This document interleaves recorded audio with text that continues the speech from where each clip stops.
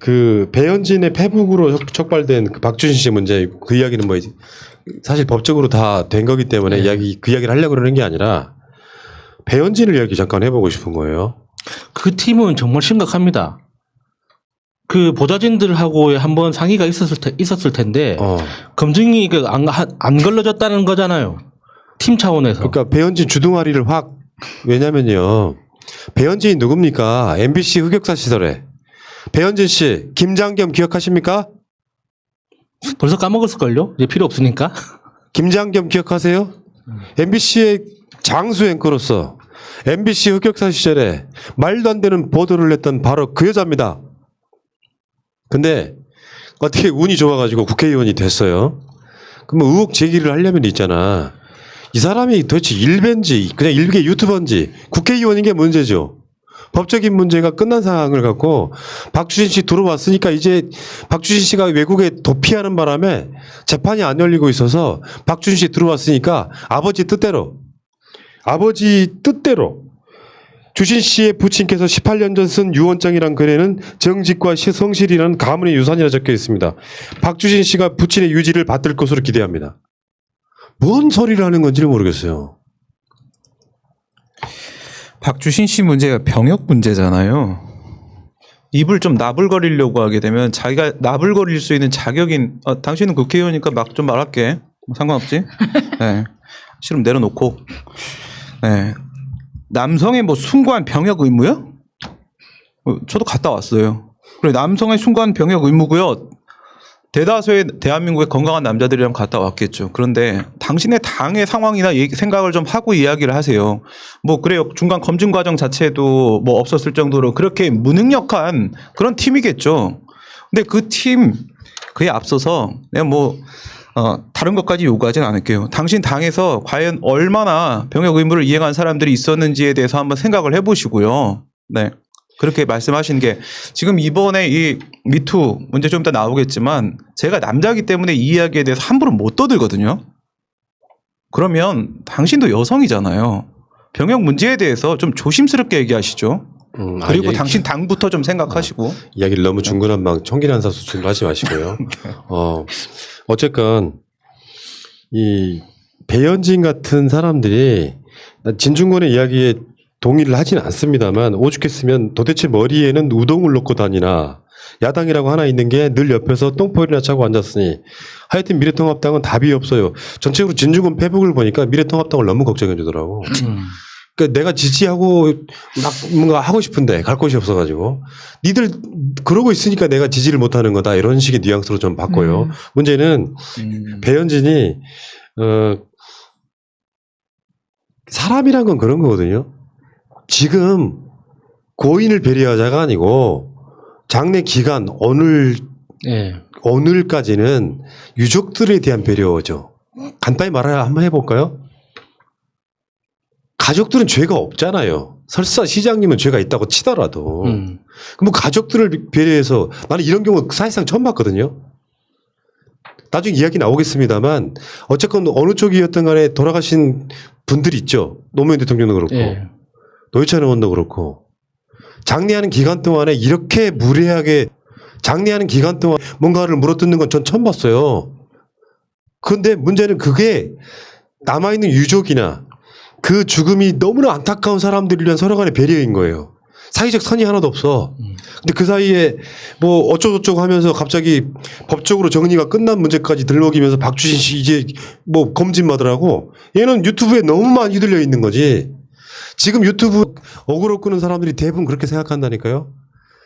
얼마나 멍청한 짓이에요. 공적인 자리에 가서 의사들이 공개 보는 가운데 검진을 했어. 현실적으로 그 조작은 불가능하다고. 그런 시대였다면 박근혜는 가능했겠지. 공개적으로 의료진이 있는 상태에서 아들이 가서 척추가 어쩌고저쩌고 다 공개 검증을 해요. 얘네들이 어떤 그러니까 음모론 제기했는 줄 아세요? 박주신이 밖에 대기하고 있던 비슷하게 생긴 사람이 박주신 대신에 MRI 찍고 서로 교대됐다 이렇게까지. 그러니까 어떤 법적인 판결이 나와도 박주신 씨는 가짜로 병역 문제를 받은 범죄자라는 인식이 있는 사람들이 지금도 댓글을 달고 있다고. 그 사람들이 박원순 시장에 지금 뭐 의혹이 제기된 거에 대해서 공격을 하면서 박원순은 서울시장 하면서 잘한 게 하나도 없어라고 생각하는 사람들이야. 예. 근데 이게 가짜, 그러니까 말도 안 되는 가짜 정보를 갖고 국회의원이 하는 짓거리면 이 짓거리는 일개 코인을 벌기 위한 유튜버들만 또 못한 짓거리예요. 국회의원은 그러면 안 된다고. 그러니까 국회의원이, 그러니까 배현진 씨가 국회의원이 처음이어가지고 그러니까 잘 모르나 본데 국회의원은 마이크 앞에 서기 전에 준비를 해야 됩니다. 왜냐하면 국민들한테 하는 이야기이기 때문에. 그리고 책임을 져야 되기 때문에 미리 준비를 해야 되는데 그 준비라는 게 대단한 게 아니에요. 보좌진들한테 이런 이야기 한번 정리를 해보자. 내가 이런 취지로 이야기를 하고 싶다. 던져요. 그러면 보좌진들이 검색하고 전문기관에 전화해서 이런 사실 확인하고 팩트 체크하고 그 숫자 정리하고 사실관계 정리한 다음에 의원님 이렇게 이야기하는 게 어떨까요? 아, 나는 이렇게 하는 거 싫어. 난 이렇게 얘기할래. 좋습니다. 그렇게 하세요. 이렇게 진행되는 거예요. 어디 지가 갑자기 박수신 씨가 입국했다는 소식 듣고 유튜브에서 본 거 생각나가지고 정문관에 또복또복 가가지고 기자 여러분들 할 말 있습니다. 이거는 국회의원 아닙니다. 이건 페북이에요, 페북. 어쨌건. 페북이든 어디든지 간에 결국에는 자기가 공적으로 하고 싶은 이야기가 있으면 사전에 준비를 해야 되는 거예요. 안희정 지사 문제하고 우리 박원순 시장 문제하고 사실 저쪽에서 대응하는 방식이 똑같아요. 그 이유는 변호사가 똑같기 때문입니다. 그러니까 가족에 대한 애도의 문제고 가족에 대한 위로의 문제입니다. 가족이 돌아가시고 그다음에 이 가족 남아있는 가족을 위로하는 문제입니다. 그런데 이 연좌제를 당신들이 적용을 시키고 이런 식으로 비난하려고 하는데요. 뭐 배현준 씨가 얘기한 MRI 교체 언제나 뭐 유서 조작 이런 거 많이 해봐서 우리도 그럴 줄 아나 본데요. MRI 추간판 탈출증이었습니다. 그죠? 추간판 탈출증은 우리가 알고 있는 바로 디스크예요. 디스크. 사람이 달라진다고 하면 뭐 얼굴이 비슷해요? 사람이 달라지면요 척추의 모양이 다르고요. 그리고 이게 2급이야 4급이야 문제로 여기서 추간판이 어디까지 흘러내렸는지 방향이 같아야 됩니다. 그럼 다른 사람이에요. 이게 다르면 이건 바꿔치기를 할 수 있는 문제 자체가 아니라는 거예요. 뭘 좀 알아보고 얘기하세요. 그러니까 판결이 다 끝났고 저는 송파을 미래통합당 의원 배현진은 사퇴해야 된다고 생각합니다. 그리고 이것에 대해서 여성단체가 일어나서 배현진이 이런 말을 한 것 자체를 규탄해야죠. 이런 거는 규탄 안 하고 뭐합니까 여성단체는? 아니 국회의원이 기본적으로 팩트체크가 안 되는데 이거는 여성을 욕먹이는 용이죠. 이쁜 척하려고 국회의원 돼서 된 건지 아니 판결이 난 것도 한 번 안 찾아봤다는 게 너무 한심합니다. 진짜 창피합니다.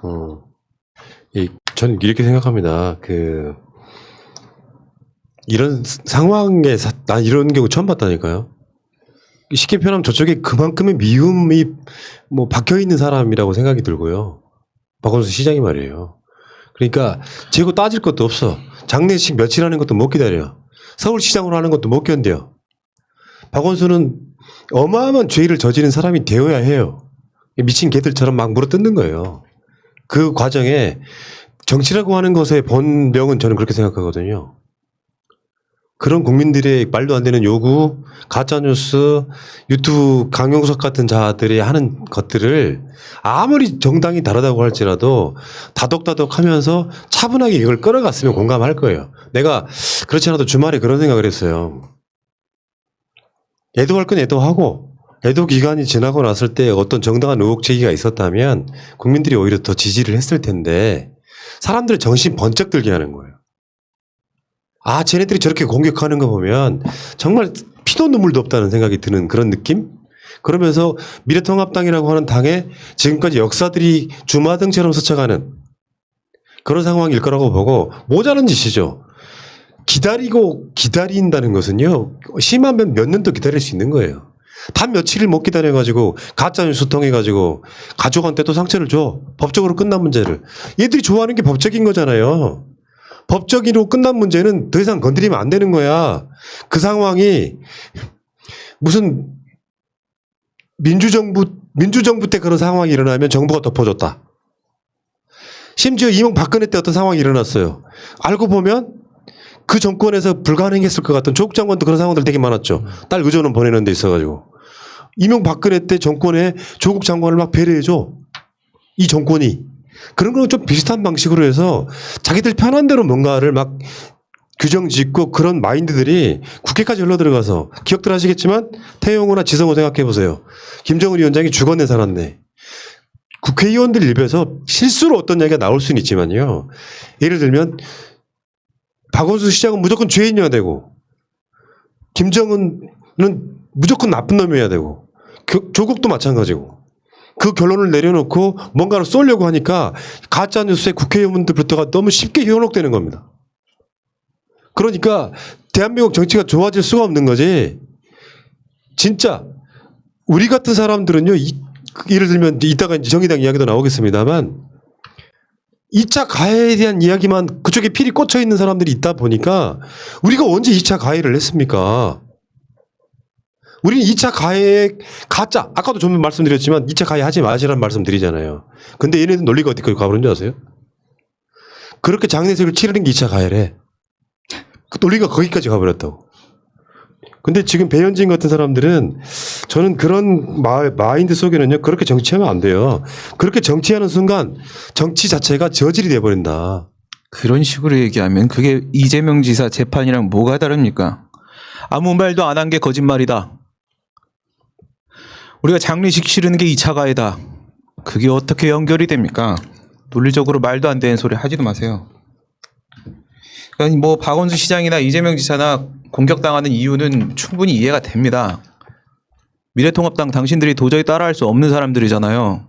바른 말만 하는 사람들이잖아요. 타협을 할 줄 모르는 사람들이잖아요. 오직 시민들과 도민들만을 위해서 살아가는 사람들이잖아요. 죽어도 당신들은 할 수 없는 일이잖아요. 눈에 가시 같았겠지. 그래서 공격하고 싶었겠지. 예. 하지만 지금 이 시기는 추도하는 시기예요. 이 시기까지 그런 식으로 정치적 셈법으로 접근하시고 비난의 말만 쏴대고 그런 행동들은 자제하세요. 저기요 여러분 그 비서가 다 흔히 쓰는 말 있잖아요. 자제하세요들. 그러니까 일베소리 듣는 거예요. 지금 이 타임에 그런 이야기 할 때가 아니잖아요. 비서는 꽃 이렇게 그런 표현 쓰지 마시라고요. 사실 지금 그러니까 피해자의 이야기, 그러니까 고소인의 이야기보다는 저는 여성단체가 정말 잘못하고 있다고 생각합니다. 아니 저는 그거보다 여성단체와 그것을 이제 자기가 주목받는 대로 용도로 쓰는 변호사와 그 사건이 사실 내막은 내가 다 나중에 말씀드릴 기회가 있을 거예요. 언론. 정말 가볍게 뭔가 사건을 보고 사실 박원순 시장한테 어떤 반론권도 주지 않은 상태에서 폭격하려고 했던 언론들의 문제는 내가 나중에 다루겠습니다. 오늘은 그런 시간이 아닌 것 같고요.